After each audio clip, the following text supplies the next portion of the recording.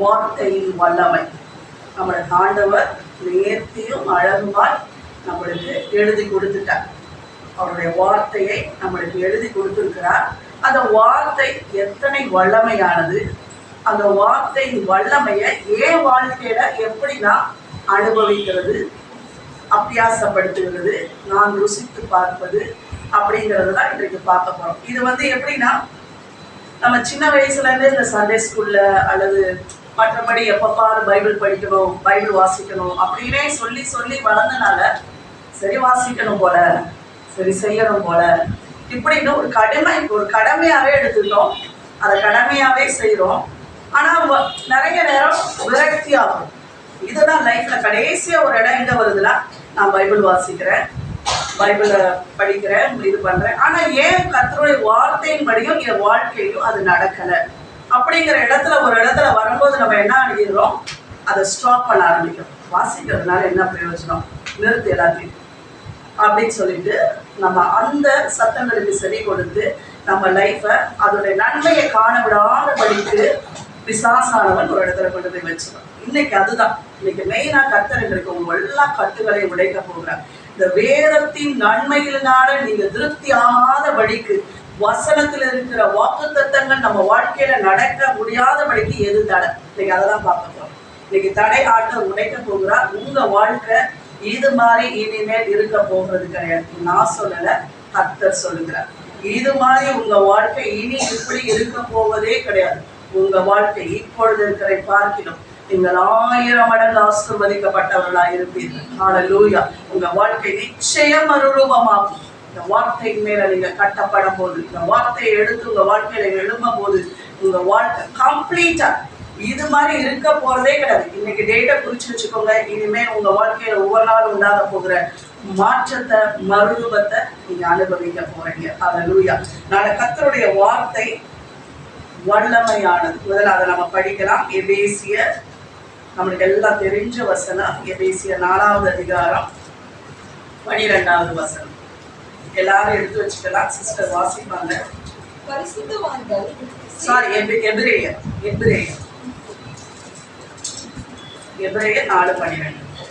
தேவனுடைய வார்த்தையானது ஜீவனும் வல்லமை உள்ளதாயும் இருபுறமும் கருப்புள்ள எந்த பட்டயத்திலும் கருப்பானதாயும் ஆத்துமாவையும் ஆவியையும் கணுக்களையும் ஊனையும் பெருக்கத்தக்கதாக உருவத்துகிறதாய் இருக்கிறதாயும் இருதயத்தின் நினைவுகளையும் யோசனைகளையும் வகையறுக்கிறதாயும் இருக்கிறது. ஆமென், ஆமென். தேவனுடைய வார்த்தையானது ஜீவனும் வல்லமை உள்ளதாயும் இருபுறமும் கருப்புள்ள எந்த பட்டயத்திலும் கருக்கானதாயும் ஆத்துமாவையும் ஆவியையும் கணுக்களையும் ஊனையும் பிரிக்கத்தக்கதாக உருவ குத்துகிறதாயும் இருதயத்தின் நினைவுகளையும் யோசனைகளையும் வகையறுக்கிறதாயும் இருக்கிறது. ஹல்லேலூயா. கர்த்தர் எப்படிப்பட்டவர், நம் தேவன் எப்படிப்பட்டவர், நம் தேவன் எப்படிப்பட்டவர், வல்லமை உள்ளவர், ஜீவன் உள்ளவர், பரிசுத்தர், நல்லவர், அவர் ஐஸ்வர்ய சம்பன்னர், அவர் தீர்க்காயுசை நம்மளுக்கு கொடுக்கிறவர், நம்மளை ஒவ்வொரு நாளும் நடத்துகிறவர். ஹல்லேலூயா. தேவன் எப்படிப்பட்டவரோ அவருடைய வார்த்தையும் அப்படிப்பட்டதாக இருக்கிறது. எப்பொழுதும் தேவனையும் வார்த்தையும் நம்மளுக்குள்ள பிரிச்சு பார்த்துடக்கூடாது. அவர் மகிமையா இருக்கிறார், அவர் வார்த்தை இருக்குது, அப்படி கிடையாது. அவர் எப்படியா இருக்கிறாரோ அவருடைய வார்த்தையும் அப்படியாகவே இருக்கிறது. ஹல்லேலூயா. அவர் ஜீவனுள்ள தேவன். நம் தேவன் எப்படிப்பட்ட தேவன், ஜீவனுள்ள தேவன். எரேமியா 10:10 பார்க்கலாம். நம் தேவன் ஜீவனுள்ள தேவன். அதே போலதான் கர்த்தருடைய வார்த்தையானது ஜீவன் உள்ளதா இருக்கு. ஜீவன், அதுக்குள்ள ஜீவன் அடங்குது. ஜீவன் அப்படின்னா நீங்க நல்லா தெரிஞ்சுக்கோங்க, God kind of life. ஜீவன், லைஃப். ஜீவன் அப்படின்னா God kind of life. கர்த்தருக்குள்ள என்ன இருக்கிறதோ அந்த வாழ்க்கை தான் ஜீவனின் வாழ்க்கை. அந்த வாழ்க்கை தான், அந்த வார்த்தையாக தான் தேவன் இருக்கிறார். அந்த வார்த்தை தான், அப்படிப்பட்ட வார்த்தையாக தான் கர்த்தருடைய வார்த்தை இருக்கிறது. அந்த ஜீவனுக்குள்ள என்ன இருக்கிறது, பரிசுத்தம். ஃபர்ஸ்ட் பரிசுத்தம், அடுத்து வல்லமை, ஞானம், அறிவு, குணாதிசயங்கள், அப்புறம் என்னது ஐஸ்வர்யம், செழிப்பு, எல்லாமே ஜீவனுக்குள்ள இருக்கு, தேவனுக்குள்ள இருக்கிறது. அது எல்லாமே கர்த்தருடைய வார்த்தைக்குள்ள இருக்கு. அதான் முதல்ல கர்த்தருடைய வார்த்தையானது ஜீவன் உள்ளதாய் இருக்கிறது. ஹல்லேலூயா. கர்த்தருடைய வார்த்தை ஜீவன் உள்ளதாய் மாத்திரமல்ல, அந்த ஜீவன் சும்மா இருக்காது. அது வெறும் வார்த்தையா ஜீவனா இருக்கிறது மாத்திரம் இல்ல, அடுத்து வல்லமை உள்ளதா இருக்கிறது. ஹல்லேலூயா. கர்த்தருடைய வார்த்தை வல்லமை உள்ள வார்த்தை. நம்மளுக்கு தெரியும், இது வரைக்கும் நம்மளுக்கு தெரியும் கர்த்தருடைய வார்த்தை ஜீவன் தெரியும், அது வல்லமை உள்ள வார்த்தைன்னு தெரியும்.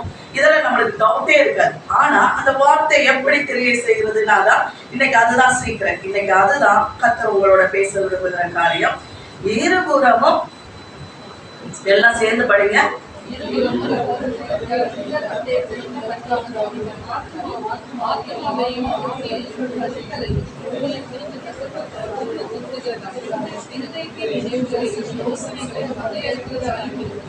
ஆமென். ஜீவனா படிங்க. வசனத்தை படிக்கும்போது ஜீவனை படிக்கூடாது. ஜீவன் வரணும் உள்ள இருந்து. அது பட்டயமா வரணும், அது பட்டயமா வரணும். உங்களுக்கு பட்டயமான இருக்கு. மறுபடியும் சேர்ந்து படிப்போம். இருபுறமும் கருக்குள்ள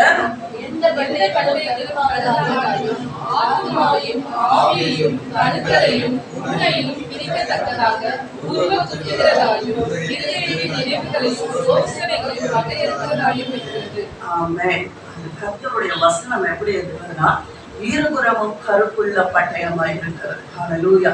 கர்த்தருடைய வசனத்தின் மேலதான் நாம் விசுவாசம் உள்ளவர்களாய் எப்பொழுதும் இருக்கிறோம். ஏன் அந்த விசுவாசம் உள்ளவர்களா இருக்கிறோம்? ஏன் இந்த வேதத்தில் இருக்கிற வசனத்தை நம்ம ரொம்ப முக்கியத்துவம் கொடுக்கிறோம் அப்படின்னா, முக்கியமா நம்ம இயேசு கிறிஸ்துவோட வாழ்க்கை எடுத்து பார்த்தோம்னா, அவர் பிசாசுகளை திறத்த போது எப்படி திறத்தினார்? வசனத்தின் மூலம் தான். எழுதி இருக்கிறதே. பிதா அவர்கிட்ட பேசாம இருந்திருப்பாரா? ஆவியானவர் எவ்வளவு காரியங்கள் அவரோட பேசிக்கிட்டே தான் இருக்கிறார். பிதாவானவரும் அவரோட பேசிக்கிட்டே தான் இருக்கிறார். அதை வச்சு அவர் சொல்லியிருக்கலாம். ஆனா அவர் பிசாசுகளை திறத்தும் போது இப்படியாய் எழுதி இருக்கிறதே அப்படின்னு சொல்லிதான் அந்த பிசாசுகளை துரத்தினார். எழுதப்பட்ட வார்த்தையின் மேல அதுதான் எழுதப்பட்ட வார்த்தை. அடுத்து லோகோஸ், ரெண்டு இருக்கும். எழுதப்பட்ட வார்த்தை அப்படிங்கிறது கர்த்தர் நம்மளுக்கு எழுதி கொடுத்த வார்த்தை. லோகோஸ் அப்படிங்கிறது நம்மளோட அப்பப்போ பேசலாம். சில நேரம் நம்ம சூழ்நிலைகளுக்குள்ள போகும்போது பேசுகிற வார்த்தை. இன்னைக்கு ரெண்டு வார்த்தையும் தான் நம்ம பார்க்க போறோம். எழுதப்பட்ட வார்த்தையும் நம்மளோடு பேசுகிற வார்த்தையும். இந்த ரெண்டு வார்த்தையை குறிச்சுதான் நம்ம பேச போறோம். முதல்ல எழுதப்பட்ட வார்த்தை. அந்த எழுதப்பட்ட வார்த்தை எப்படி இருக்கிறதா? இருபுறமும் கருக்குள்ள எந்த பட்டயத்திலும் கருக்கானதாயும். இந்த பட்டயத்தை நம்ம பார்த்ததே கிடையாது இல்லையா? இருபுறம் கருக்குள்ள பட்டயம் பார்த்துருக்கோமா? எல்லாம் நம்ம வீட்டுல இருக்க கத்திகள்லாம் எப்படி இருக்கும்? ஒரு பக்கம் ஷார்ப், ஒரு எச்சு தான். ஒரு சைடு தான் எப்படி இருக்கும்? ஷார்ப்பா. ஒரு பக்கம் முழுக்குதான். ஆனா கர்த்தருடைய வசனம் எப்படி இருக்குதுன்னா, இருபுறமும் கருக்கு. நீ இங்கிட்டு வச்சாலும் வெட்டும், அங்கிட்டு வச்சாலும் வெட்டும். இப்ப நம்ம என்ன யோசிக்கிறோம்னா, உனையும் வெட்டும் எனையும் வெட்டும் சொல்லிதான் நம்ம நிறைய பழகி இருக்கோம். வெட்டுறதை தான் பழகி இருக்கோம். ஆனா இங்க வெட்டுறதை பத்தி ஆண்டவர் சொன்னத எட்ஜ் அப்படிங்கிறது இரு வாயுள்ள பட்டயம் அப்படின்னு சொல்றேன். இந்த பட்டயம் எப்படி இருக்குதா? இந்த பட்டயத்துக்கு வாய் எப்படி இருக்குதா? ரெண்டு பக்கமும் வாயுள்ள பட்டயமா இருக்கிறதா. இரு புறமும் கருப்புள்ள பட்டயம் அப்படிங்கிறது இரு வாயுள்ள பட்டயம். இதுதான் அந்த லிட்ரல் டிரான்ஸ்லேஷன்ல இருக்கிறது என்னன்னா, இரு மவுத் ஸ்வாட், ரெண்டு பக்கமும் வாயுள்ள பட்டயமா இருக்கிறது. அதுல ஃபர்ஸ்ட் பட்டயம் எப்படி வந்துருது? அடுத்து எப்படி இருக்கிறதா? இருபுற கருப்புள்ள பட்டயமும் அடுத்து எப்படி இருக்குதா? ஆத்துமாவையும் ஆவியையும் கணுக்களையும் மூணையும் பிரிக்க உருவகுத்துகிறதா இருக்கிறதா. இந்த பட்டயம் என்ன செய்யலாம்? நிறைய நேரம் நம்ம வாழ்க்கையில் இதை அனுபவித்த ஒரு காரியம். இந்த ஆத்துமாவை அநேக காரியங்கள், இந்த உலகத்தோட காரியங்கள் அப்படியே அமுத்தும். உனக்கு ஒண்ணுமே இல்லை, நீ வற்றி போயிட்ட, அவ்வளவுதான், உன் லைஃப் முடிஞ்சிருச்சு. யாராவது சில நபர்களை காட்டி அவங்க இருக்கிற வரைக்கும் உன் லைஃப்ல நீ முன்னேறவே முடியாது அப்படின்னு சொல்லிட்டு நீ எது செஞ்சாலும் உனக்கு வாய்க்காது. பயங்களையும் இருளையும் இந்த உலகத்துல நம்மளுக்கு இந்த ஆத்துமாவோட கொண்டு என்ன பண்ணி நிரப்பிக்கிட்டே இருக்கும். நம்ம எழுமணும் யோசிச்சா கூட அந்த பயம், திகில், ஆத்மா ஒவ்வொரு நாளும் இந்த உலகத்தை பார்க்கும்போது ஒவ்வொரு காரியமும் நம்மளை என்ன பண்ணுது? இந்த ஆத்துமாவை நிரப்பி கொண்டே இருக்கும் போது ஆண்டவர் ஆவியின் பட்டயமாகிய இருபுறமும் கருப்புள்ள பட்டயமாகிய அவர் பட்டயத்தை நம்ம மேல வீசுவார். நான் உன்னோட கூட இருக்கிறேன், என்னுடைய கிருபை உனக்கு போதும், உன் பலவீனத்துல என் பலன் பூரணமாய் விளங்கும். நான் உன்னோட கூட இருந்து செய்யும் காரியம் பயங்கரமா இருக்கும். நீ காற்றையும் காண மாட்ட, நீ மழையும் பார்க்க மாட்ட, ஆனா உன் வாய்க்கால்கள் எல்லாம் நிரப்பப்படும், உன்னுடைய சூழ்நிலைகள் மாறும் என்று சொல்லி ஆண்டவர் அங்க இருந்து ஒரு பட்டயத்தை வீசும்போது இந்த ஆத்துமாவின் பிடியிலிருந்து இந்த ஆவி விடுதலையாக்கப்பட்டோம். ஹல்லேலூயா. இதை நம்ம எத்தனை தடவை அனுபவிச்சிருக்கோம். ஈவன் எவ்ரிடே கூட நம்ம சில நேரம் அனுபவிச்சுட்டே தான் இருக்கிறோம். சில நேரங்கள்ல மனக்குழப்பங்கள் வந்து ஒன்றும் செய்ய முடியல, எதுவும் பண்ண முடியலேன்னு அப்படியே இந்த ஆத்துமா எழுதி ஆவிய உடைக்கும் போதெல்லாம் அங்க இருந்து ஆண்டவர் ஒரு வசனத்தை வீசுவார். வார்த்தை பட்டயமாய் கத்தியாய் ஷார்ப்பா வந்து அது எப்படின்னா கம்ப்ளீட்டா உடைச்சிடும். அதுக்குதான் அதை எப்படி அது பிரிக்குதுன்னா, அந்த மூனையும் கணுக்களை இந்த கறி வெட்டுற இடத்துல பார்த்துருக்கீங்கன்னா அப்படியே பிரிப்பாங்க. சர்ன்னு அந்த எலும்போட இருந்து அந்த மொச்சை பிரிச்சு அந்த கறியும் எலும்பையும் அப்படியே பிரிச்சு எடுக்கிறது போல கர்த்தர் இந்த ஆத்துமாவையும் ஆவியும் அந்த கட்டுல இருந்து உடைக்கிறார். ஹல்லேலூயா. அதான் கர்த்தருடைய வார்த்தை ஜீவனும் வல்லமை உள்ளதா இருக்கு. அது எப்படிப்பட்ட வல்லமை உள்ளதா இருக்கிறது? இருபுறமும் வாயுள்ள பட்டயத்தை போல. அது ஒரு புறம் வந்து என்ன பண்ணுது? முதல்ல நம்முடைய ஆவியும் ஆத்துமாவையும் முதல்ல அதுல இருந்து ஃபர்ஸ்ட் பிரிச்சிருக்கு. இப்ப என்ன பண்ணுது? ஒரு பகுதியில இருந்து நம்ம வாழ்க்கையில வந்துருச்சு. இது வரைக்கும் நம்மளுக்கு கிளியர் லைஃப். ஆண்டவர்கிட்ட எவ்வளவு வார்த்தை வாங்கியிருக்கோம்? கொஞ்சம் நஞ்சமா டெய்லி வாங்குறத வேலை இல்ல, டெய்லி ஆண்டவர் நம்மளோட பேசிக்கிட்டு தான் இருக்கிறார்.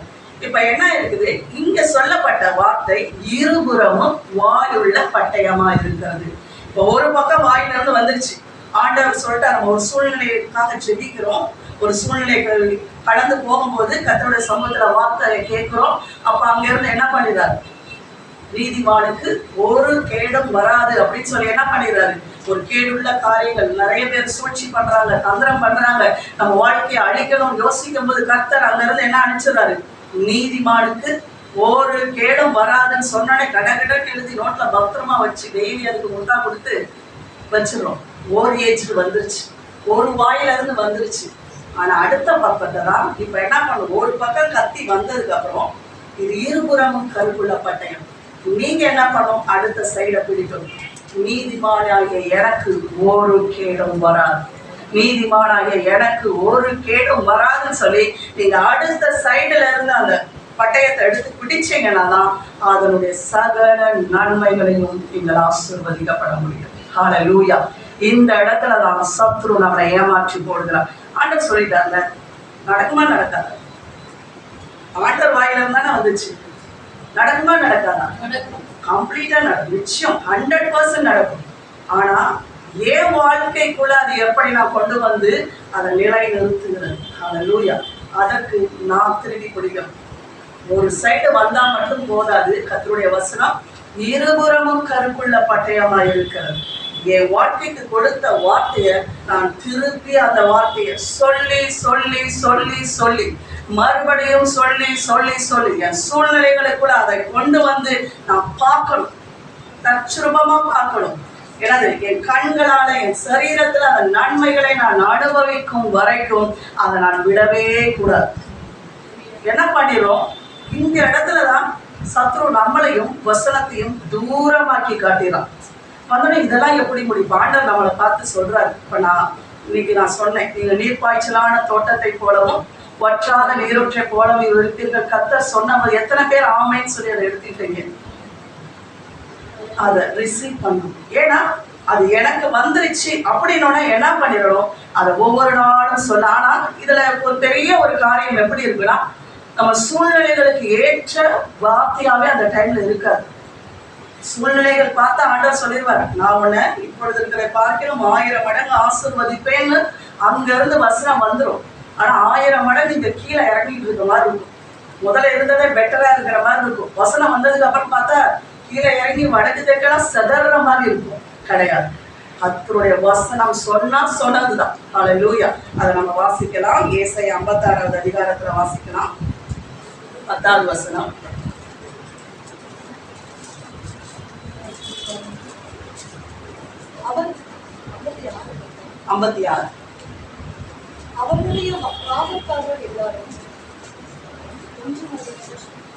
ஏசாயா 56 55:10-11. ஆரியும் உறைந்த மழையும் வானத்திலிருந்து இறங்கி அவ்விடத்திற்கு திரும்பாமல் பூமியை நனைத்து அதில் முளை கிளம்பி விளையும்படி செய்து விதைக்கிறவனுக்கு விதையும் புசிக்கிறவனுக்கு ஆகாரத்தையும் கொடுக்கிறது எப்படியோ அப்படியே என் வாயிலிருந்து புறப்படும் வசனமும் இருக்கும். அது வெறுமையாய் என்னிடத்திற்கு திரும்பாமல் அது நான் விரும்புகிறதை செய்து நான் அதை அனுப்பின காரியமாகும்படி வாய்க்கும். ஆமென், ஹல்லேலூயா. அப்படியே என் வாயிலிருந்து புறப்படுகிற வசனமோ எப்படியா வெறுமையாய் தேவ சமூகத்துல திரும்பாது. அவர் ஒரு வார்த்தையை நம்மளுக்கு கொடுத்துட்டாருன்னா அந்த வார்த்தையை நிறைவேற்றி முடித்துதான் கர்த்தருடைய வசனம் அவருக்கு நேராக போகுமா. அப்போ அனுப்பிய காரியம்படி வாய்க்கும். அதை வாய்க்க வைக்கிறதுக்கு நம்ம அவரோடு சேர்ந்து கிரியை செய்ய வேண்டும். அதுதான் கர்த்தர் ஒரு பகுதியிலிருந்து நம்மளோட பேசின அந்த வார்த்தையை எடுத்து திரும்ப திரும்ப திரும்ப நம்ம சொல்ல வேண்டும். ஹல்லேலூயா. டெய்லி சொல்லணும். ஒவ்வொரு சூழ்நிலைகளிலும் சொல்லணும். சூழ்நிலை மோசமா இருக்கும் போது இன்னும் அதிகமாய் அதை சொல்லணும். ஏன்னா நான் இந்த சூழ்நிலையை ரிஜெக்ட் பண்றேன், அந்த சூழ்நிலையை நான் ஒத்துக்கல, கர்த்தருடைய வசனம் எனக்கு என்ன சொல்லி இருக்கிறோம் அதை நான் நம்புறேன் அப்படின்னு சொல்லி நீங்க சொல்லிக்கொண்டே இருக்கும்போது நிச்சயமாய் உங்க வாழ்க்கை மாறும். இன்னைக்கு அதை சீரியஸா எடுத்துக்கோங்க. இது ஒரு சீரியஸான ஒரு காரியம். நம்ம வாழ்க்கை ஏன் அப்படியே இருந்துட்டு இருக்கு? அவனுடைய வாக்குத்தத்தங்கள் விளையேற பெற்றதா இருக்கிறது, மகிமையா இருக்கிறது. தேவனுடைய தாசர்கள் எல்லாம் அந்த வாக்குத்தத்தத்தை வச்சு எவ்வளவு ஆசீர்வதிக்க அவர் சொன்னபடியே தான் எல்லாருமே இருந்தாங்க. ஆபிரகாமை பார்த்து சொல்றாரு ஆண்டவர், நீ ஆசீர்வாதமா இருப்பாய், உன்னை ஆசீர்வதிக்கவர்கள் ஆசீர்வதிக்கப்பட்டவர்களா இருப்பார்கள், உன்னை சபிக்கிறவர்கள் சபிக்கப்பட்டவர்களா இருப்பார்கள், உன் பேரை நீ பெருமைப்படுத்துவேன். அந்த வாழ்க்கையில நடந்துச்சா? ஆபிரகாமோட வாழ்க்கையில் நடந்துதா? எப்படி நடந்துச்சு? ரோமர்ல எடுத்து வாசிக்கலாம். ரோமர் 4வது அதிகாரம் எடுத்து வாசிப்போம்.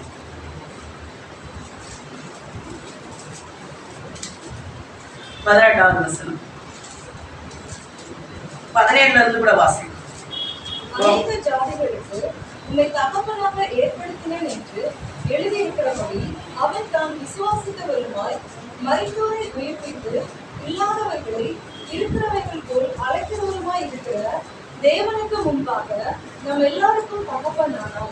உன் சந்ததி இவ்வளவாய் இருக்கும் என்று சொல்லப்பட்டபடியே தான் அநேக ஜாதிகளுக்கு தகப்பனாவதை நம்புகிறதற்கு ஏதுவில்லாதிருந்தும் அதை நம்பிக்கையோட விசுவாசித்தான். அப்படியே வாசிக்க, தொடர்ந்து வாசி. அவன் விசுவாசத்திலே பலவீனமாய் இருக்கவில்லை. அவன் ஏறக்குறைய 100 வயதுள்ளவனாய் இருக்கும்போது தன் சரீரம் செத்து போனதையும் சாமாளுடைய கற்பம் செத்து போனதையும் எண்ணாதிருந்தான்.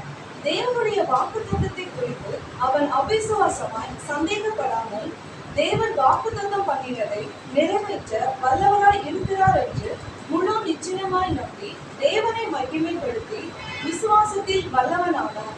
ஆகையால் அது அவனுக்கு நீதியாக எண்ணப்பட்டது. அது அவனுக்கு நீதியாக எண்ணப்பட்டது என்பது அவனுக்காக மாத்திரமல்ல, நமக்காகவும் எழுதப்பட்டிருக்கிறது. ஆமென், ஹல்லேலூயா. எப்படி ஆண்டவர் அவனுக்கு வாக்குத்தத்தம் கொடுக்கும் போது எப்படி அவன் வயது சென்றவனா இருந்தா அந்த வாக்குத்தத்தம் நிறைவேறுவதற்கு எந்த சாத்தியக்கூறுகளும் இல்லை. அந்த டைம்ல தான் ஆண்டவர் என்ன சொல்றாரு, உன்னை பெரிய ஜாதியாக்குவேன், உன்னை உன் மூலம் தான் இந்த உலகமே ஆசீர்வதிக்க, பிள்ளைகள்லாம் இனிமேல் உன் மூலம் தான் வரவே போகுது. அவன் சொல்றான், எனக்கு ஒரு பிள்ளை கூட இல்லை அப்படிங்கிற அவிசுவாசத்துலதான் ஆரம்பிச்சான். ஆனால் அவனை விசுவாசத்துல தேவன் நம்ப பண்ணினார். அவனோட வந்து வந்து வந்து பேசிக்கொண்டே இருந்தார். நான் நிச்சயமாய் உனக்கு தருவேன், நான் நிச்சயமா உன் மூலம் உன் சந்ததி ஆசீர்வதிப்பேன், ராஜாக்கள் தோன்றுவார்கள், உன் மூலம் மேசியா வரப்போகிறார். அது வரைக்கும் அவரோட பேசிக்கொண்டே இருந்தார். அதுக்கப்புறம் அவன் அதை அவிசுவாசமா நினைக்காம விசுவாசத்துல பூரண நம்பிக்கை உள்ளவனாகி டெய்லி சொல்ல ஆரம்பித்தான். ஒரு சைட்ல இருந்து அந்த பட்டயம் வந்துருச்சு, அடுத்த சைடு பிடிச்சு சொல்ல ஆரம்பித்தான். ஒவ்வொரு நாளும் நட்சத்திரத்தை பார்க்கும்போது இவ்வளவா என் ஜனம் பெருகி இருக்கும், ஒவ்வொரு நாளும் மணலை பார்க்கும்போது என்னுடைய பிள்ளைகள், என்னுடைய கோத்திரம், என்னுடைய சந்ததி இவ்வளவாய் பெருகி இருக்கும், என்னுடைய குடும்பத்திலிருந்து ராஜாக்கள் எழும்புவார்கள், தேசங்கள் ஆசீர்வதிக்கப்படும் என்று சொல்லி அவன் சொல்லாம இருந்தா நிச்சயம் இந்த ஆசீர்வாதம். அதுக்குதான் சொல்றாரு, அது அவனுக்கு நீதியாக எண்ணப்பட்டது என்பது மாத்திரம் இல்ல, அதான் தெரிஞ்சுக்கிறதுக்கு நான் உங்களுக்கு எழுதல, உங்களுக்கும் நீங்களும் உங்க சூழ்நிலைகள் எப்படியா இருந்தாலும் கர்த்தருடைய வார்த்தை உங்களுக்கு நேரம் வந்துருச்சுன்னா அதை மாத்திரம் பிடித்துக் கொள்ளுங்க, அதை மாத்திரம் பிடித்துக் கொள்ளுங்க. ஹல்லேலூயா. நிறைய நேரம் நம்மளுக்கு ஏதாவது ஒரு காரியம் பார்த்தாதான் கிடையாது. காற்றையும் காண மாட்டீர்கள், மழையும் நீங்க பார்க்க மாட்டீங்க. நிச்சயமாய் உங்கள் பள்ளத்தாக்குகள் நிரப்பப்படும். நிச்சயமாய் கர்த்தர் சொன்ன வார்த்தை உங்க வாழ்க்கையில நிறைவேறும். ஹல்லேலூயா. அதனால இந்த நாள்ல இருந்து அவர் உங்களுக்கு என்ன சொல்கிறாரோ அது டைரியில எழுதி வைக்கிறதுக்காக அல்ல, உங்கள் வாயிலிருந்து புறப்பட வேண்டும். உங்க வாயிலிருந்து புறப்பட்டு வந்து உங்க வீட்டுக்குள்ள அந்த நன்மையை காணும் மட்டும் ஒரு எப்படி நம்ம வைராக்கியமா எடுங்க. கர்த்தருடைய வாழ்க்கை, கிறிஸ்தவ வாழ்க்கைங்கிறது ஏதோ ஒரு வாழ்க்கை கிடையாது. சும்மா எல்லாம் வாழ்றோம், நம்மளும் வாழ்றோம். டெய்லி ஸ்கூலுக்கு போறாங்க பிள்ளைங்களும் போது நான் படிக்கிறேன், எல்லாம் தான் வாழ்றாங்க. ஆனா ஏன் லைஃப் டிஃப்ரெண்டா இருக்கும். சில நேரங்கள்ல நம்ம சோர்ந்து போயிருக்கிறோம், அடுத்து தாழ்வான நிலைமையில இருக்கிறோம். ஆனா அதுவே என் லைஃப்ல இவ்வளவுதான், சரி அவ்வளவுதான் என் முயற்சி பண்றேன், என்னால முடியல, கிடையவே கிடையாது. அவர் தாழ்வில இருக்கிறவனை உயர்த்துகிற தகப்பன். அவர் ராஜாக்களோடு பிரபுக்களோடு வைத்து அழகு பார்க்கிற தேவன். நம்மளை தேடி பிரபுக்களும் ராஜாக்களும் நடந்து வருவார்கள். ஹல்லேலூயா. எத்தியோப்பியின் ஆசீர்வாதங்கள் நம்மளுக்காக ஆயத்தமாய் இருக்கிறது. கப்பல்கள் ஆயத்தப்படுத்தப்பட்டு இருக்கிறது. போய் ஏசாயா 60வது அதிகாரத்தை எடுத்து ஒவ்வொரு நாளும் உங்களுக்கு சொந்தமாக்குங்க. ஒவ்வொரு நாள் சொந்தமாக்குங்க. எழும்பி பிரகாசிப்பேன், என் ஒளி வந்தது, கர்த்தருடைய மகிமை என் மேல உதிக்கிறது, உதிக்கிறேன் உடைய இடத்திற்கு ராஜாக்கள் கடந்து வருவார்கள். டெய்லி சொல்லுங்க, ராஜாக்களை கொண்டு வருவார் உங்களுக்கு. உங்களுடைய வாழ்க்கைக்கு நேராக பிரபுக்களை அழைத்து கொண்டு வருவார். இந்த உலகத்தின் ஆசீர்வதிக்கப்பட்ட ஜனங்களை உங்களோடு சேர்ப்பார். ஹல்லேலூயா. இதை நம்ம சொல்லாதனாலதான் மற்றவெல்லாம் உயர்றதை பார்த்துட்டு அப்படியே டெய்லி சோர்ந்து போய் கொண்டிருக்கிறோம். கர்த்தருடைய பிள்ளைங்க ஏன் சோர்ந்து போகணும்? ஏன் மட்டமான ஒரு நிலைமையில நம்ம இருக்கணும்? ஒரு கீழ்த்தரமான ஒரு வாழ்க்கை ஏன் வாழணும்? கர்த்தர் உங்களை ஆசீர்வதிக்கவே ஆசீர்வதித்து பெருகவே பெருக செய்வேன் அப்படின்னு சொன்னானே 1ஆம் தேதி எல்லாரும் வாக்குத்தத்தத்தை எடுத்துட்டு எப்படி இருக்கிறோம்? உன் வாக்குத்தத்தை எப்படி இருக்கு? எனக்கு கொடுத்த கர்த்தருடைய வாக்குத்தத்தங்கள் அப்படியெல்லாம் ஒரு ஆளுக்கு அவர் பட்சபாதம் உள்ள தேவன் அல்லவே. அவர் அப்படியெல்லாம் ஒரு ஆளுக்கு பெருசா கொடுத்து ஒரு ஆளுக்கு சின்னதா அவருக்கு தெரியவே தெரியாது. அந்த கேரக்டரே அவர் கிடையாது. எல்லாம் அவருக்குள்ள ஜீவனும் வல்லமை உள்ளதா இருக்கிறது. எல்லா வார்த்தைகளும் ஜீவனும் வல்லமையும் அப்படியே கம்ப்ளீட்டா அப்படியே பொதிஞ்சிருக்குது. எடுத்து பிடிங்க, எடுத்து சொல்ல ஆரம்பிங்க. ஹல்லேலூயா. எடுத்து என்னைக்கு நீங்க திரும்பி திரும்பி சொல்ல ஆரம்பிக்கிறீங்களோ உங்க வாழ்க்கையில அதன் மகிமையை பார்க்க ஆரம்பிப்பீங்க. ஹல்லேலூயா. ஆண்டவர் சொல்லி எத்தனை வாக்குத்தத்தங்கள் உங்களுக்கு கொடுத்து இன்னைக்கு அறிக்கை செய்யறவங்க யாரு? இன்னைக்கு ஆண்டவர் எனக்கு இவ்வளவு நாள் வாக்குத்தத்தம் கொடுத்தார், இன்னைக்கு நான் அந்த வார்த்தையை நான் அறிக்கை செய்தேன். Very good. நேற்று அறிக்கை செஞ்சேன், இன்னைக்கு விட்டுட்டேங்க, போய் சொல்லலாம். ஓகே. ஒரு 10 நாளைக்கு முன்ன அறிக்கை செஞ்சேன், ஒரு மாசத்துக்கு முன்ன செஞ்சேன், இப்படி நம்ம இருக்கக்கூடாது. வாக்குத்தத்தங்கள் அப்புறம் எப்படி நம்ம வாழ்க்கையில ஒவ்வொரு நாளும் அவர் சொல்லுகிற வாக்குத்தத்தத்தை விடக்கூடாது. நம்ம சந்ததிக்கும் அதை சொல்லி வைக்க வேண்டும். ஆபிரகாமை பார்த்து சொல்றார், ஏன்னா உனக்கு எல்லாத்தையும் நான் சொல்றேன்னா நீ உனக்கு மட்டும் இல்ல உன் சந்ததிக்கும் நீ சொல்லுவ. இன்னைக்கு யூதர்கள் ஆசீர்வதிக்கப்பட்டிருக்கிறது. அவங்க இயேசு கிறிஸ்துவை ஏற்றுக்கொள்ளல, அவங்க உரிமையான தேவனுடைய பிள்ளைகளா இல்லாங்க. ஆனா இந்த பிரின்சிபல் அவங்க ரொம்ப பயங்கரமா பிடிச்சுக்குவாங்க. சின்ன குழந்தைகள்ல இருந்தே ஆபிரகாம், ஈசாக்கு, யாக்கோபு இவங்க 3 பேருடைய கல்லறைக்கும் இந்த யூதர்கள் புத்திசுகளை தலையில தொப்பியை போட்டு தூக்கிட்டு போயிடுவாங்க. அவங்க போய் சொல்லுவாங்க, உங்களுடைய மூதாதையர்கள், உங்களுடைய மூத்த தகப்பன்கள் இவங்க தான், ஆண்டவர் உங்களை இப்படியாய் ஆசீர்வதித்திருக்கிறாங்க. அந்த 3 கல்லறையிலையும் பார்த்தா தேவன் சொன்ன ஒவ்வொருத்தவங்களுக்கும் கொடுத்த வாக்குத்தத்தங்களை எழுதி அதை வச்சிருப்பாங்களாம். அந்த பிள்ளைங்களை வாசிக்க சொல்லுவாங்களாம். இப்படியாய்தான் நீங்கள் ஆசீர்வாதமா இருப்பீர்கள்னு அந்த சின்ன வயசுல இருந்தே அந்த பிள்ளைங்க அங்கதான் அவங்க என்னது டெய்லி பிக்னிக்கே கலரை தான் டெய்லி அங்க கொண்டு போய், டெய்லி மீன்ஸ் அவங்க எப்பப்ப அந்த ரிச்சுவல்ஸ் எல்லாம் வருதோ அப்ப அதெல்லாம் அந்த இடத்துல கொண்டு போய் அவங்கள காட்டி அந்த படிக்க, அதுதான் அவங்களுடைய இருதயத்துல எழுதப்படுவோம். அதுதான் அவங்க எப்பயுமே சொல்லுவாங்க, ஆபிரகாம் எங்களோட தகப்பன், அவர் ஆசீர்வாதமா அது அந்த ஆசீர்வாதம் எங்களுக்கு கூறியது. இது தேவன் சொன்ன வார்த்தை தான். அவங்க திருப்பி பிடிச்சு அவங்க எப்படின்னா எப்படி சொல்றது, ஃபிளஷ்ல அதை எல்லாத்தையும் பிடித்து கொண்டாங்க. ஆனா ஆவிக்குரியவர்கள் நம்ம இதுக்கு மேல தேவன் நம்மளை கொண்டு உயர்த்தி வச்சுட்டாரு. எங்க உட்கார வச்சுட்டாரு?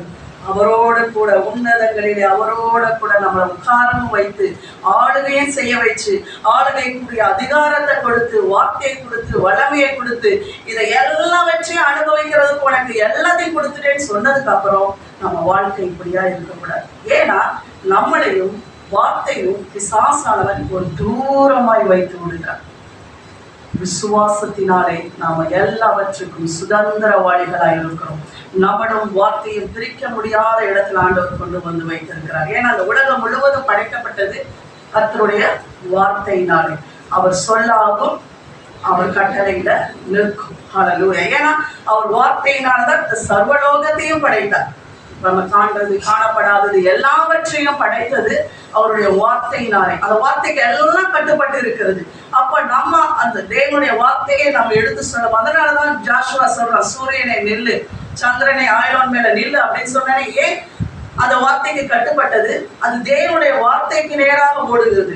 கர்த்தருடைய வார்த்தை இப்ப ஜாஷுவாக்கு வந்தன, அவனும் சொல்லும் போது அது நிற்கிறது. ஹல்லேலூயா. அப்படிதான் தேவன் நம்மை அதிகாரம் உள்ளவர்களாய் படைத்திருக்கிறார். அதுதான் ஆண்டவர் மார்க்கில் அதை சொல்லியிருப்பார். 11வது அதிகாரம் 26வது வசனம் நினைக்கிறேன். மார்க் 11:26 வசனம்.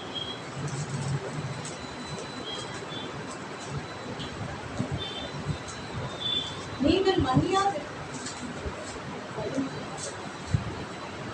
மன்னியாதிருப்பீர்களானால் பரலோகத்தில் இருக்கிற உங்கள் பிதாவும் உங்கள் தப்பிதங்களை மன்னியாதிருப்பார் என்றார். அந்த வசனம், நீங்கள் நாமத்தினாலே இந்த மலைகளை பார்த்து பெயர்ந்து, எவனாகிலும் இந்த மலையை பார்த்து நீ பெயர்ந்து சமுத்திரத்திலே தள்ளுண்டு போ என்று சொல்லி நான் சொன்னபடியே நடக்கும் என்று தன் இருதயத்தில் சந்தேகப்படாமல் விசுவாசித்தால் அவன் சொன்னபடியே ஆகும் என்று மெய்யாகவே உங்களுக்கு சொல்லுகிறேன். மறுபடியும் அந்த வசனம் எதுன்னு சொல்லிட்டு சொல்லுங்க.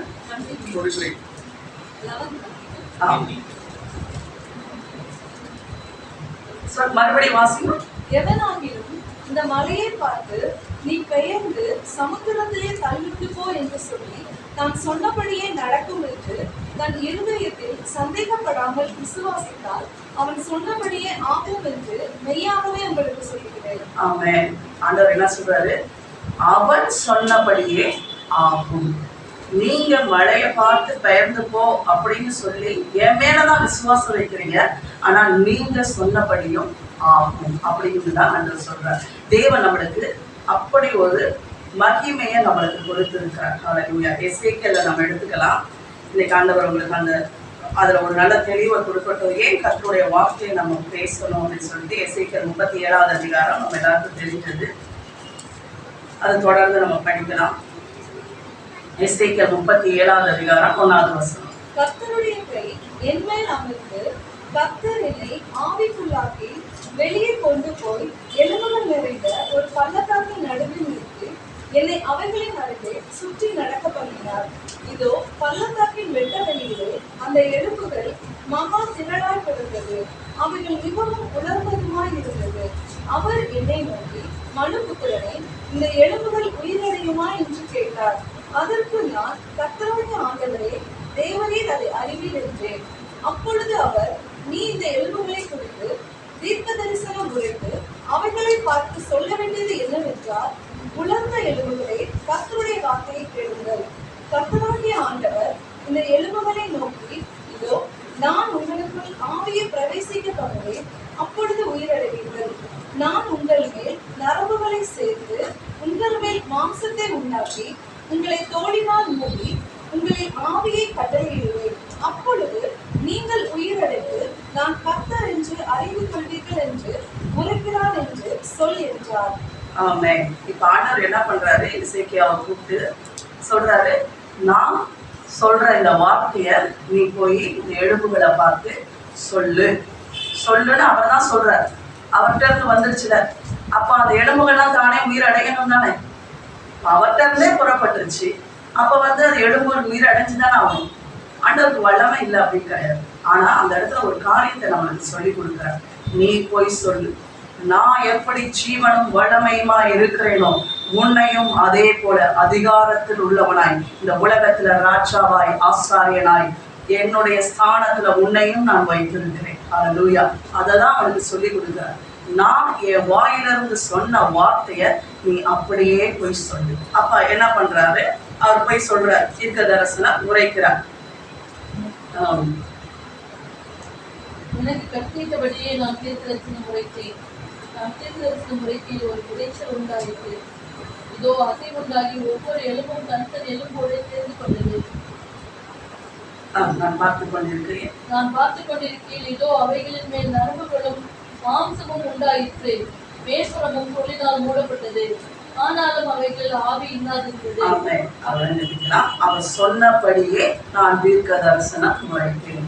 இப்போ ஆண்டவர் சொல்லிட்டாரு தீர்க்க தரிசனம் உரைன்னு சொன்னேன். அவர் எலும்புகளை பார்த்து அவர் சொல்றாரு நரம்புகள் உண்டாகட்டும், தசைகள் உண்டாகட்டும், உங்க மேல வரும் அப்படின்னு சொன்னேன். அங்க என்ன ஆயிடுச்சாம்? அசைவுகள் உண்டாயிடுச்சு. கர்த்தருடைய வசனம் வரும்போது அசைக்க முடியப்படாத எல்லா பகுதிகளும் அசைக்கப்படும். அஸ்திபாரங்கள் அசைந்து போகும். ஹல்லேலூயா. கர்த்தருடைய வார்த்தை வல்லமையாய் அஸ்திபாரங்களை அசைக்கக்கூடியதா இருக்கிறது, உருவாக்கக்கூடியதா இருக்கிறது. நரம்புகளை உருவாக்கிச்சு. அப்புறம் என்ன ஆயிடுச்சு? எலும்புகள் உருவாக்குது. பார்த்து கொண்டு இருக்கும் போதே ஒவ்வொன்றும் தோளினால் மூடப்படுகிறது. ஒவ்வொரு காரியங்களும் மகிமையாய் மகிமையாய் வந்து சேர்ந்து கொண்டே அதுக்கு அடுத்து சொல்றாரு அப்போ ஆவி இல்லாது இருந்தது. 9வது வசனம். அப்பொழுது அவர் என்னை பார்த்து, நீ ஆவியை நோக்கி தீர்க்க தரிசனம் உரை. மனுபுத்திரனே, நீ தீர்க்க தரிசனம் உரைத்து ஆவியை நோக்கி கர்த்தராகிய ஆண்டவர் உரைக்கிறது என்னவென்றால், ஆவியே, நீ காற்று திசை 4லும் இருந்து வந்து கொலையுண்ட இவர்கள் உயிரடையும் படித்து இவர்கள் மேல் ஊது என்கிறார் என்று சொல் என்றார். இப்ப என்ன சொல்லிட்டா, இப்போ எல்லாம் உருவாகிடுச்சு. அவன் சொல்ல சொல்ல ஒரு பெரிய அசைவு. ஆவியானவர் வந்து ஆண்டியானவர் எப்பயுமே கர்த்தருடைய வசனம் அவருக்கு அதெல்லாம் சோசா வச்சு அவர் பயன்படுத்துவார். ஆதியில கர்த்தருடைய வசனம் பேசப்பட்டதை ஆவியானவர் அந்த வசனத்தின் மூலமாக எல்லாவற்றையும் சிருஷ்டிக்கிறார், படைப்புக்குள்ள கடந்து வருகிறார். அதே போலதான் நாம் வசனத்தை சொல்லும் போது ஆவியானவர் அந்த இடத்துல வந்து உருவாக்குகிறார், எல்லாவற்றையும் உருவாக்குகிறார். அப்போ ஆவி வருது. நம்மளும் சில நேரங்கள்ல சொல்லிக்கிட்டே இருப்போம், ஒரு பாதியில வந்து ஏதோ முடிஞ்சிட்டு அதோட நிறுத்திடக்கூடாது. மறுபடியும் அந்த காரியம் தேவனால் அனுப்பப்பட்டது எப்படி என்று அவர் முழுவதுமாய் சொல்லுகிறாரோ அதன் முழுமையை நான் பார்க்கும் வரைக்கும் மறுபடியும் தீர்க்க தரிசனம். அவன் காற்றை நோக்கி மறுபடியும் தீர்க்க தரிசனம் சொல்றான். அது 4 திசையிலிருந்து காற்று வந்து அவன் மேல ஊதுகிறது. எனக்கு கற்பிக்கப்பட்டபடி நான் தீர்க்க தரிசனம் உரைத்தேன். அப்பொழுது ஆவி அதற்குள் பிரவேசிக்க அவைகள் உயிரடைந்து காலொன்றி மகா பெரிய சேனையாய் நின்றார்கள். ஹல்லேலூயா. அது நின்றுதான் ஆகணும். அது ஒரு மகா பெரிய சேனையாய் எழும்பிதான் ஆகணும். அது எங்கெங்கேயோ கடந்தாலும் அது எங்கெங்கயோ அது ஒண்ணுமே இல்லை. அதுக்கப்புறம் அதுல அந்த நன்மையே காணவே முடியாது அப்படின்னு உலர்ந்து போய் கிடந்துச்சு. எங்கெங்கேயோ சிதறி போய் கிடந்தது. அது எத்தனை வருடங்களுக்கு முன்பாக இருந்த ஒரு காரியம்னு தெரியல. அதுல எந்த நன்மையும் பார்க்க முடியாது இனிமே. அப்படிப்பட்ட ஒரு சூழ்நிலையை பார்த்துதான் ஆண்டவர் சொல்றார் தீர்க்க தரிசனம் முறை. மறுபடியும் அந்த ஆவியை நோக்கி தீர்க்க தரிசனம் முறை. உங்க சூழ்நிலைகளை பார்த்து பேசு. ஆண்டவர் அதான் சொல்ற, மழையை பார்த்து விசுவாசத்தோட கட்டளையிடு. நீ சொல்றபடிதான் நடக்க போகுது. இப்ப ஆண்டவர் வாயிலிருந்து தான் வந்துருச்சு. ஆனாலும் நான் கொடுத்த ஒரு சைடு பட்டயம், ஒரு வாயின் பட்டயமாய் வந்துருச்சு. அடுத்த வாயை நீ யூஸ் பண்ணு. என் வாயிலிருந்து புறப்பட்டுருச்சுல வார்த்தை, அடுத்த வாயா நின்று இந்த பூமியிலே நீ செயல்படுத்து. ஹல்லேலூயா. இன்றைக்கு இந்த இடத்துலதான் நாம் எல்லாரும் மைனஸ் ஆகி இருக்கிறோம். வசனம் வந்துருது, அது நோட் புக்ல எழுதப்படுது. சில நேரம் அந்த டைரியை தேடுற ஒரு சூழ்நிலை உட்கார்ந்து இருக்கிறோம். அவர் என்ன சொன்னார்னு மறந்து போன ஒரு சூழ்நிலை இருக்கிறோம். சொல்லிட்டார்ல நடக்கும், அதை அவர் எல்லாத்தையும் நடத்தி முடிச்சிருவார் அப்படின்னு ஒரு லெத்தாச்சிக்கா இருக்கும். இல்லை, இந்த ஆண்டவர் உங்களை எழுப்புகிறார். உங்களை பார்த்து ஆண்டவர் சொல்ற தீர்க்க தரிசன முறைங்க. எப்படிப்பட்ட சூழ்நிலையும் பார்க்கும்போது அந்த பூமியில உண்டான காரியங்களை போல யோசிக்காதபடி கர்த்தர் எப்படியா அந்த காரியத்தின் மேல ஒரு அதிகாரத்தையும் வல்லமையும் கொடுத்திருக்கிறார்னு பார்த்து அதன் மேல தீர்க்க தரிசன முறைங்க. ஹல்லேலூயா. நீங்க அந்த சூழ்நிலைக்கு ஏற்றபடி முதல்ல வார்த்தையை வாங்குங்க. தேவ சமூகத்துல முதல்ல அதை கற்றுக்கொள்ளுங்க. ஒரு சூழ்நிலைக்குள்ள கடந்து போறீங்களா, ஆண்டவரே இந்த சூழ்நிலைக்கு எனக்கு முதல்ல ஒரு வார்த்தை. முதல்ல அந்த வார்த்தை இல்லாம உங்களால கடந்து போக முடியாது. அந்த வார்த்தை இல்லாம அந்த காரியத்தை ஜெயிக்க முடியாது. முதல்ல இதை தெரிஞ்சுக்கோங்க. ஒரு சூழ்நிலை வந்து நான் என்ன செய்யணும் அப்படின்னு 10 பேருக்கு அங்கலாய்க்காதீங்க. அல்லது உங்க மூளையை வச்சு கசக்கி இதுல நான் என்ன செய்யணும்னு உங்க மூளை அறிவுனால ஏதாவது ஒரு சொல்யூஷனை கண்டுபிடிக்காதீங்க. வேதத்துல போய் தேடுங்க. இதற்குரிய பிரச்சனைக்குரிய சொல்யூஷனை தேடுங்க. பொருளாதார பிரச்சனையில போறீங்களா, சுகவீன பிரச்சனையில போறீங்களா, தரித்திரத்துல போறீங்களா, சண்டை பிரச்சனைகள்ல போறீங்களா, இதற்குள்ள இல்லாத பதில் இந்த உலகத்துல எங்கேயுமே கிடையாது. ஹல்லேலூயா. இந்த வேதத்துல எழுதி கொடுக்காத பதில் இது எதுல இருந்துதான் உலகத்திலேயும் பதில் கண்டுபிடிச்சிட்டு இருக்கிறான். ஆனா நம்மளுக்கு டைரக்ட் பதிலே ஆண்டவர் இங்க இருந்து கொடுத்துட்டார். நீங்க முக்கியமா பொருளாதாரத்துல பிரச்சனையில போகும்போது, ஐயோ எனக்கு கடன் உண்டாகுது, நான் கடனுக்கு மேல கடன் வாங்குறேனே அப்படின்னே சிந்திச்சுட்டே இருக்காதீங்க. சொல்லுங்க, நான் இனிமேல் கடன் வாங்க மாட்டேன், நானும் கடன் கொடுப்பேன், இனி நான் வாழாக மாட்டேன், நான் தலையா இருப்பேன். தேவன் தன்னுடைய மகிமையின் ஐஸ்வர்யத்திலிருந்து, அவருடைய ஐஸ்வர்யம் எவ்வளவு அளவு சொல்ல முடியுமா, அதை நினைக்க முடியுமா, அதுக்கு எவ்வளவுதான் அளவு நினைச்சே பார்க்க முடியாது. அந்த மகிமையின் ஐஸ்வர்யத்திலிருந்து என்னுடைய குறைவுகளை நிறைவாக்குங்கிறவராக இருக்கிறார். அதுக்கு இவ்வளவு ட்ராப் போட்டாவே போதும். நம்ம தான் உலகத்திலேயே எல்லாரை விட பெரிய பணக்காரர்கள். ஹல்லேலூயா. பணக்காரர்கள், ஐஸ்வர்யவான்கள், பெரிய சம்பளர்கள். ஏன்னா அவருடைய ஐஸ்வர்யத்துக்கு அளவே கிடையாது. வானம் அவருக்கு சிங்காசனம், பூமி அவருடைய பாதை, பூமி அதன் எல்லையும் அதனுடைய எல்லா நிறைவும் கர்த்தருடையது. அந்த கர்த்தருடைய பிள்ளை நானு. அப்ப எனக்கு தான் எல்லாமே. எங்க அப்பாக்குரியது எல்லாம் யாருக்கு? எனக்குரியது. அப்போ அதுக்கு அந்த எனக்கும் அவருக்கும் உள்ளதை நாங்கள் ஃபுல்லா பயன்படுத்துறதுக்கு விசுவாசம் என்கிற ஒரு ஆயுதத்தை ஆண்டவர் கொடுத்துட்டாரு. அந்த விசுவாசம் எப்படி வரும்? கர்த்தருடைய வசனத்தினால வரும். அந்த வசனத்தை நான் கேட்க கேட்க, படிக்க படிக்க, அதை ருசிக்க ருசிக்க என் வாழ்க்கையில அதை நான் எடுத்துட்டேன். அதுக்கப்புறம் என் வாழ்க்கையில பெருக செய்யறதுக்கு அதிகமா அந்நிய பாஷையில பேசு. உங்க வாழ்க்கையில வசனம் கிடைச்சிருச்சு. உங்க விசுவாசம் பெருக வேண்டுமானால், உங்களுடைய நன்மைகள் பெருக வேண்டுமானால், அதன் எல்லைகள் விஸ்தாரமாக வேண்டுமானால் அதிகமா அந்நிய பாஷையில பேசு. வசனத்தை எடுங்க, வசனத்தை மறுபடியும் சொல்லுங்க, மறுபடியும் அந்நிய பாஷையில பேசுங்க. இதை ஒரு லைஃப் ஸ்டைலா உங்க வாழ்க்கையை மாற்றுங்க. இவ்வளவு நாள் குழம்பி கொண்டிருந்தோம், என் வாழ்க்கையில ஒண்ணுமே இல்லைன்னு ஒருத்தருக்கு ஒருத்தர் குறை சொல்லி கொண்டிருந்தோம், ஒருத்தருக்கு ஒருத்தர் சண்டை போடுவோம். நம்ம வீட்டுல ஏதாவது ஒண்ணா இதுதான் நடக்கும்.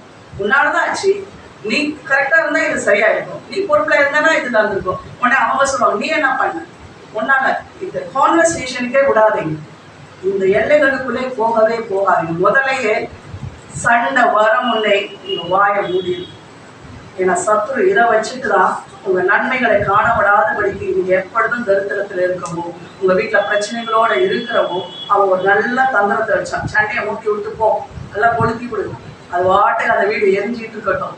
அதுக்கப்புறம் ஜாலியா நீங்க பேசுற பேச்சு அவன் ஹாப்பியா இருப்பான். சொல்லுவான், இந்த டைலாக்லாம் நான் சொல்லவே இல்லையே, பயங்கரமான வந்துட்டு இருக்கீங்க அப்படின்ட்டு. ஏன்னா இங்க அவ்வளவு கொட்டிட்டு இருக்கும். இந்த வார்த்தையினாலதான் அவனும் நம்ம வாழ்க்கையை அழித்து கொண்டிருக்கிறான்.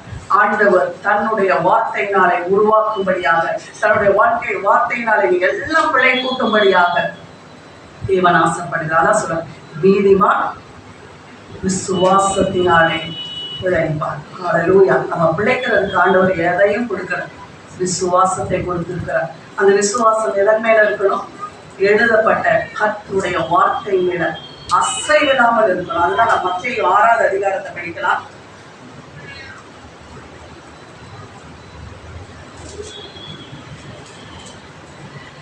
மத்தேயு 6வது அதிகாரத்துல ஆண்டவர் என்ன சொல்றாரு? இந்த கற்பாறையின் மேல கட்டப்பட்ட வீடு நிலைத்து நின்றது. 7வது அதிகாரம் 24வது வசனம். ஆகையால் நான் சொல்லிய இந்த வார்த்தைகளை கேட்டு இவைகளின்படி செய்கிறவன் எவனோ அவன் கண்மலையின் மேல் தன் வீட்டை கட்டின புத்தியுள்ள மனுஷனுக்கு ஒப்பிடுவேன். பெருமழை சொரிந்து பெருவெள்ளம் வந்து காற்று அடித்து அந்த வீட்டின் மேல் மோதியும் அது விழவில்லை, ஏனென்றால் அது கண்மலையின் மேல் அஸ்திபாரம் போடப்பட்டிருந்தது. ஆமென். ஹல்லேலூயா. நம்முடைய வாழ்க்கை கர்த்தருடைய வார்த்தையினால அஸ்திபாரம் போட்டு கட்டப்படும் போது என்ன மழை வந்தாலும் என்ன வெயில் வந்தாலும் அந்த வீடு நிலைத்து நின்றது. நம்முடைய ஆண்டவர் நிலைத்து நிற்க வைக்கிறவராக இருக்கிறார். எழுதப்பட்ட கர்த்தருடைய வார்த்தையின் மேல நம்முடைய வீடு கட்டப்படட்டும், நம்முடைய காரியங்கள் கட்டப்படட்டும். எல்லாம் அவருடைய வார்த்தைக்குள்ள கொண்டு வந்து வைங்க. என்ன வேணுமோ முதல்ல அவருடைய வார்த்தையை தேடி பிடிங்க, அவருடைய வசனத்தை. ஏன்னா அவர் வசனத்தை அழிப்பவர் ஒருவரும் கிடையாது. வானமும் பூமியும் ஒழிந்து போனாலும் அவனுடைய வார்த்தை ஒரு நாளும் ஒழியாதது. ஹல்லேலூயா. அந்த ஒழியாத அழிந்து போகாத வார்த்தையின் மேல உங்க வீடு கட்டப்படணும். அந்த வார்த்தையினால நீங்க ஜெயிக்கணும். ஹல்லேலூயா. கர்த்தருடைய வார்த்தை ஜீவனும் வல்லமை உள்ளதா இருக்கிறது. அது எப்படிப்பட்ட ஜீவன் உள்ளதா இருக்கிறது? தேவனுக்குரியதாகவே அவருக்குள்ள இருக்கிற அதே ஜீவனின் வல்லமை உள்ளதா கர்த்தருடைய வசனம் இருக்கிறது. அந்த வல்லமை எப்படிப்பட்டதா இருக்கிறது? இருபுறமும் கருக்குள்ள பட்டயம். அந்த கருக்குள்ள பட்டயத்தை தான் நம்ம இன்னைக்கு என்ன பண்றோம்? இரு வாயுள்ள பட்டயமா தேவனுடைய வார்த்தையாக அவர் வாயிலிருந்து முதல்ல வந்துருது. மறுபடியும் அது என் வாயிலிருந்து புறப்பட்டு காரியங்களை செயல்படுத்த வேண்டும். பிள்ளைங்களுக்கு சொல்லிக் கொடுங்க. சின்னதுல இருந்தே தயவு செய்து இந்த ஜெனரேஷனை அப்படி வளர்த்துருங்க. டெய்லி சொல்லுங்க, எனக்கு ஞானமும் அறிவும் புத்தியும் உண்டு, எல்லாரை காட்டிலும் நான் 10 மடங்கு சாமர்த்தமாய் இருப்பேன். ஞானத்திலும் அறிவிலும் தேவ தயவிலும் தேவனுடைய கிருபையிலும் மனுஷ தயவிலும் இயேசு கிறிஸ்து எப்படி விருத்தி அடைந்தாரோ நானும் விருத்தி அடைவேன். சொல்லு டெய்லி சொல்லுங்க. பிள்ளைகளுடைய வாழ்க்கையில அந்த பிரதிபலனை காணலாம். நான் பிரவீன் ரொம்ப நல்லா படிப்பான். அவன் ஒரு செமஸ்டர்ல வரும்போது அரியர் ஆயிடுச்சு. எனக்கு அது காலமே இது வரைக்கும் அவன் எப்பயுமே அந்த டாப்பராகவே அவன் வந்திருக்கான். அது எனக்கு ரொம்ப கஷ்டமா இருந்துச்சு. அப்ப நான் ஆண்டவர்கிட்ட அது எப்படி ரொம்ப பாதிச்ச மாதிரி இருந்துச்சு. அப்ப ஆண்டவர்கிட்ட நான் போய் கேட்டேன், என்னப்பா இவன் இப்படி அதை எடுத்துக்கவே மாட்டான். அது ரொம்ப லைட்டா எடுத்துக்கிறான். அது ஒரு சீரியஸ்னஸாவே எடுத்துக்க மாட்டான். அதை பத்தி அவன் பொருட்டே பண்ணல. அப்போ ஆண்டவர் என்ன சொன்னார்? அவனுடைய முகம் வெட்கப்பட்டு போவதில்லை, அவன் முகம் செத்து போவதில்லை அப்படின்னு சொல்லி என்கிட்ட ஒரு தெளிவா இந்த வார்த்தையை சொன்னாங்க. எப்பயுமே பிள்ளைகளுக்காக உங்க எல்லாருக்குமே அதான் நான் வாங்கி கொடுத்தேன். என் பிள்ளைகள் ஒளிவம் வர கன்றுது. என் பிள்ளைங்களுக்காக இது கொடுங்க அது கொடுங்க. நான் எப்பயுமே நார்மலா ஒரு 2 லைன் சொல்லிதான் ஜெபிப்பேன். ஆனா வியாழக்கிழமை பிள்ளைகள் மேல இந்த வசனத்தை சொல்றேன். டெய்லி வியாழக்கிழமை என் பிள்ளைகள் மேல இந்த வார்த்தையை தான் சொல்றேன். 100 வாக்கு தத்தங்களும் ஆண்டவரே உண்டாவதாக அப்படின்னு சொல்லிதான் ஜெயிச்சுட்டே இருப்பேன். அந்த டைம்ல தான் ஆண்டவர் அதை ஹைலைட் பண்ணி எனக்கு அந்த வசனம் வெளியே அதுக்குள்ள அந்த ஜம்ப் பண்ணி வந்துச்சு. அவன் முகம் விற்கப்பட்டு போவதில்லை, அவன் முகம் செத்து போவதில்லை அப்படின்னு. நெக்ஸ்ட் டே அவன் எல்லாம் கிளியர் பண்ணான். அந்த நல்ல மார்க்ஸ்ல ஆண்டவருக்கு வர செய்தான். ஏன்னா நம்ம சூழ்நிலைக்கு ஏற்றோன்னே உடனே அது கேட்டு ஆண்டவர்கிட்ட இருந்து பதில் பிடிக்க ஆரம்பிக்கிறேன். எப்பொழுதும் ஆண்டவருடைய சமூகத்துல இருந்து பதில் எடுத்துட்டீங்கன்னா நீங்க எல்லாத்துலயும் அந்த இடத்த போய் அப்ளை பண்ணிட்டே இருப்பீங்க. அவன் அப்படி எந்த ஒரு சூழ்நிலை வருமா நீங்க சொன்னீங்கல்ல, இப்படிதானே சொல்லியிருக்கீங்க, நீங்க இப்படிதானே சொல்லியிருக்கீங்க, நீங்க இப்படிதானே சொல்லியிருக்கீங்க அப்படின்னு சொல்லி எல்லா நேரத்திலும் அந்த வார்த்தையை பிடித்து பண்ணணும். அதே போலதான் நாங்கள் இந்த வீட்டுல இருந்து வேற ஒரு பிளானுக்கு ஒரு சேஞ்ச் பண்ணோம். இங்க ரொம்ப கன்ஜஸ்டடா இருக்கு. ஏன்னா எல்லாரும் சேர்ந்து இருந்தோம்ல, அதனால இவ்வளவு நெருக்கமா இருக்கு. அதனால நம்ம கொஞ்சம் தள்ளி ஒரு தாம்பரம் சைடா நம்ம ஏரியா மாத்தி போகலாம். கொஞ்சம் பெரிய இடமா வாங்கிக்கிட்டு கொஞ்சம் விஸ்தாரமா எல்லாருக்குமே கொஞ்சம் விஸ்தாரமா இருக்கும். நான் பிள்ளைகள்லாம் வளர்ந்தது அப்படி வரும்போது அப்போ ஒரு பிளான் பண்ணோம். ஆண்டவரே மீன்ஸ் இதை டிஸ்போஸ் பண்ணிட்டு நம்ம கிளம்பி கொஞ்சம் தள்ளி போயிடலாம் அப்படின்ட்டு. அப்ப லாரன்ஸ் பிரதர் தான் சொன்னார், ஜெபம் பண்ணுங்க, கர்த்தர் என்ன சொல்றாரோ அதுபடி நம்ம செய்யலாம் அப்படின்னு சொல்லிட்டாங்க. அப்போ ஒரு 3 days நான் சொந்த ஃபாஸ்டிங் இருந்து, ஏன்னா அது ஒரு பெரிய பயங்கரமான ஒரு முக்கியமான முடிவு இது. அப்படி எனக்கு அது முதல்ல எப்படி எடுக்கிறது இதுன்னு ஒரு பெருசா ஓடிட்டே இருந்துச்சு. சரி, ஆண்டு சமூகத்துல உட்காந்து நான் செடிக்க ஆரம்பிச்சேன். ஆண்டவரே உண்மைக்கு என்ன சித்தம், நீங்க என்ன வச்சிருக்கீங்க, அதுக்கு நாங்க ஒப்பு கொடுக்குறோம், எல்லாரும் ஒப்பு கொடுக்குறோம். எங்களுடைய சித்தம் வேண்டாம், உங்களுடைய சித்தம் மட்டும்தான் ஆகும் அப்படின்னு சொல்லிட்டு நான் 3 days ஃபாஸ்டிங் அப்புறம் நான் பைபிள் எடுத்து வாசிக்கிறேன். உண்மையிலே ஆண்டவர் என்னோட பேசினாரு பாருங்க. கட நான் கேட்டதுக்கு கேட்காத எல்லாத்துக்கும் பதில் டங் விடுன்னு சொல்லுவாங்க. பேக்ல இந்த நம்மளுக்கெல்லாம் கிரெடிட் ஆனே அப்படி செல்போன்ல சவுண்ட் டகா கத்துடைய சத்தம் கடந்து உண்மையிலே வந்துச்சு. நீதிமொழிகள் 12வது அதிகாரம் ஒவ்வொரு வசனமா எனக்கு சொன்னார்.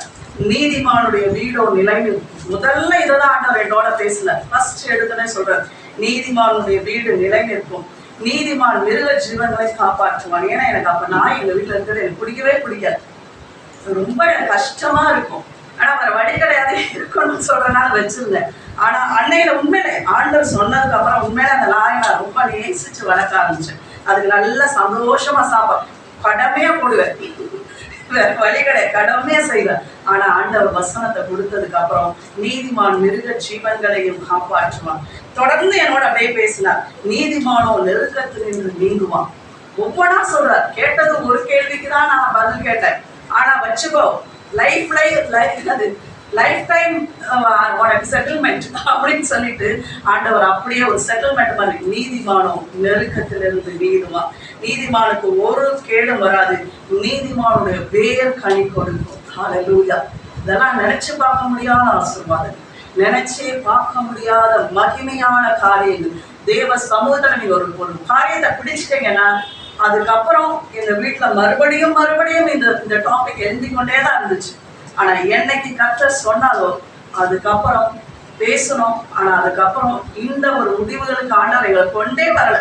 அந்த எல்லைகளை விட்டு தாண்ட வைத்தார், அதை நிலை நிற்க வைத்தார். இன்னைக்கும் ஒரு ஆலயமாய் இந்த இடத்துல அநேகருக்கு ஒரு ஆசீர்வாதமான ஸ்தலமாய் தேவன் நிலை நிறுத்தி வைத்தார். முதல்ல சூழ்நிலைகள் வரும்போது கர்த்தரிடத்திலிருந்து வார்த்தையை பெற்றுக்கொள்ளுங்க.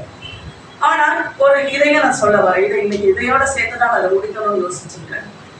ஆண்டவர் ஒரு வார்த்தையை சொல்லும் போது எப்பொழுதும் அந்த வார்த்தைக்கும் சூழ்நிலைக்கும் சம்பந்தமே இருக்காது. நல்லா புரிஞ்சுக்கோங்க.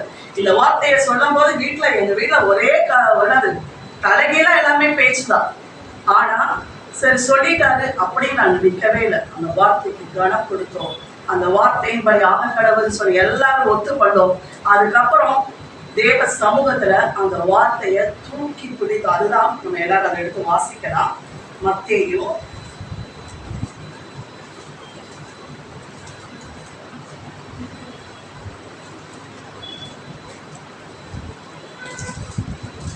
10 வார்த்தை தீபமாய் இருக்கிறது, வெளிச்சம் சொல்லி வருகிறார்.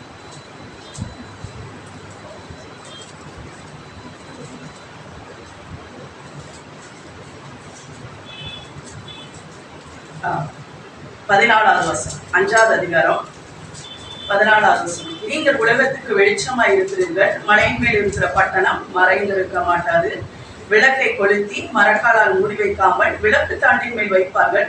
அப்பொழுது அது வீட்டில் உள்ள யாவருக்கும் வெளிச்சம் கொடுக்கும். கர்த்தர் ஒரு வசனத்தை சொல்லிட்டாரு.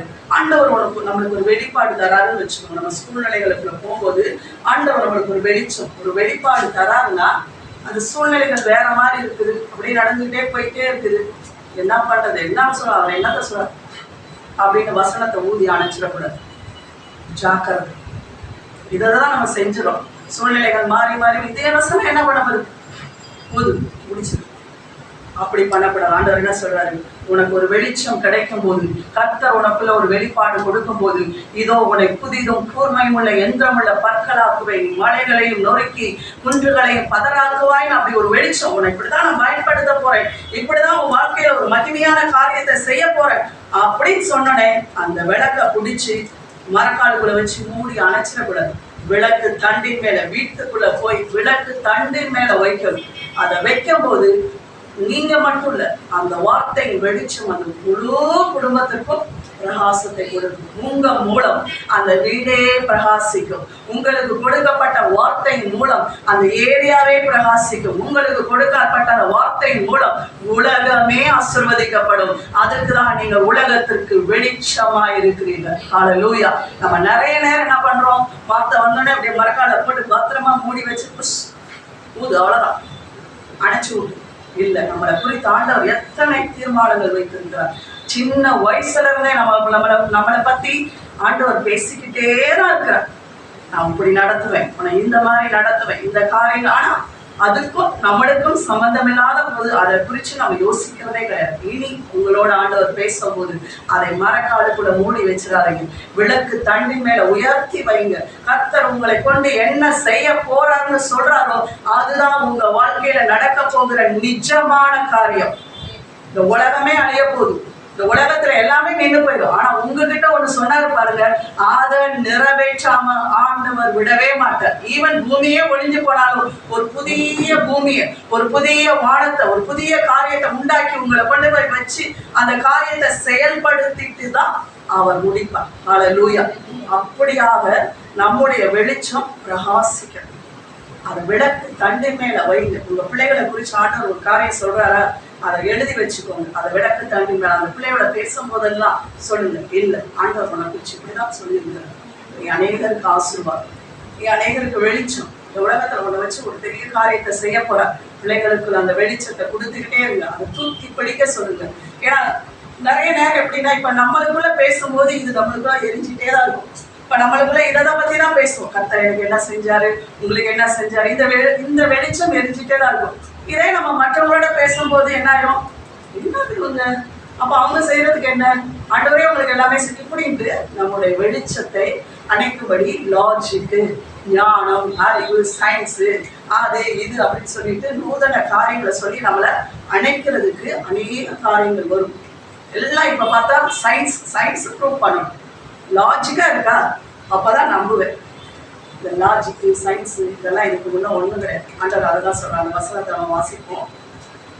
எரேமியா 23:28. ஆண்டவர் எந்த இடத்துக்கு இந்த வார்த்தையை கொண்டு போய் வைக்கிறாருன்னு பாருங்க. சொப்பனம் கண்ட தீர்க்கதரிசி சொப்பனத்தை விவரிப்பானாக, என் வார்த்தையில் உள்ளவனோ என் வார்த்தையை உண்மையாய் சொல்லுவானாக, கோதுமைக்கு முன் பதர் ஏமாற்றம் என்று கர்த்தர் சொல்லுகிறார். ஆமென். சொப்பனம் கண்ட தீர்க்கதரிசி சொப்பனத்தை விவரிப்பானாக, என் வார்த்தை உள்ளவனவனோ என் வார்த்தையை உண்மையாய் சொல்லுவானாக, கோதுமைக்கு முன் பதர் ஏமாத்திரம் என்று கர்த்தர் சொல்லுகிறார். இந்த நாட்கள உண்மையிலே தீர்க்க தரிசனத்தை நம்பி போகிற ஜனங்கள் அநேகமா இருக்கிறது. தீர்க்க தரிசியை தேடி போலாமா, தப்பு கிடையாது. ஆனா தீர்க்க தரிசனமே உங்களுடைய வாழ்க்கையில பேஸ் ஆயிடக்கூடாது, அதையே நம்பி ஓடுற ஒரு ஓட்டமா இருக்கக்கூடாது. ஆண்டவர் சொல்றாரு, அது தீர்க்க தரிசனமா இருந்தாலும் என்கிட்ட இருந்து வந்ததுதான், ஆனா வார்த்தைன்னு வந்துருச்சுன்னா எல்லாம் பதம். இதுதான் மணி, இதுதான் கோதுமை மணி, ஒருவரும் அழிக்க முடியாத. இதை நீ விதைக்கும் போது அது மிகுந்த பலனை கொடுக்கிறதா இருக்கிறது. இது தனித்திருந்ததே ஆனால் ஒரு பலனும் கிடையாது. வசனம் உங்க வாழ்க்கையில வந்துட்டு சும்மா எடுத்து நோட்டு புக்கில் எழுதி வச்சீங்கன்னா ஒரு பயனும் கிடையாது. அதை எடுத்து டெய்லி தண்ணி முச்சுங்க, டெய்லி அதை சூரிய வெளிச்சம் படும்படி செய்யுங்க, அதை பராமரிங்க, வசனத்துக்கு டெய்லி கனம் கொடுங்க, டெய்லி வசனத்து மேல கவனமா இருங்க, அது மிகுந்த கனிகளை கொடுக்கும். இப்ப ஒரு மாங்காய் பட்டைய ஊண்டி வச்சா எப்படி பலன் வரும்? ஒரு பெரிய மாமரம், அதுல எத்தனை கவுண்ட்லெஸ் மாம்பழம் வரும். அது போலதான் அந்த அந்த அந்த கவுண்ட்லெஸ் விதைக்கும் போது என்ன ஆகும்? இப்போ ஒரு மாம்பழத்துல 100 வருதுன்னு வச்சுக்கோ, 100 விதைச்சேன்னா எவ்வளவு வரும்? 1 லட்சம். 1 லட்சத்தை விதைச்சா கோடி. இப்படியா கர்த்தருடைய வசனமானது பெருகிறதா இருக்கிறது, அது பலன் தருகிறதா இருக்கிறது. இதற்கு முன்பாக எல்லாம் பதர். நம்ம நம்பி அது இதுன்னு இந்த உலகத்துல சொல்றான லாஜிக்கு, சயின்ஸ், அது இதுன்னு ப்ரூவ் பண்றோம், கண்டுபிடிக்கிறோம். இவ்வளோ வருஷம் கண்டுபிடிச்சிருக்கான், ஒரு மனுஷனை கண்டுபிடிக்கிறான். அவன் எப்படி போயிட்டு இருக்கான்? இன்னும் இந்த அசைவுக்கு கூட வந்து சேரல. இதுக்கு மேல ரோபோவை நான் செஞ்சுட்டா இப்பதான் ஊட்டிட்டு இருக்கு. ஆனா ஆண்டவர் நம்மளை எப்படி யோசிக்கிறதையும் செயல்படுத்துகிறதையும் எப்படிங்கிறதுக்கு 1000 யோசனைகள், 1000 சிந்தனைகளோட தேவன் நம்மளை பரிபூரண நன்மையினால நிரப்பி வைத்திருக்கிறார். அந்த நன்மையெல்லாம் அனுபவிக்கும்படி அவர் வார்த்தையை எழுதி கொடுத்திருக்கிறார். எல்லாத்தையும் வாங்கி வச்சுட்டு நம்ம எப்படியா இருக்கிறோம்? நம்ம எல்லாம் சிந்தித்து பார்ப்போம். எல்லாம் ஒரு நிமிஷம் கண்களை மூடுவோம். தேவ சமூகத்துல நம்மளை ஆராய்ந்து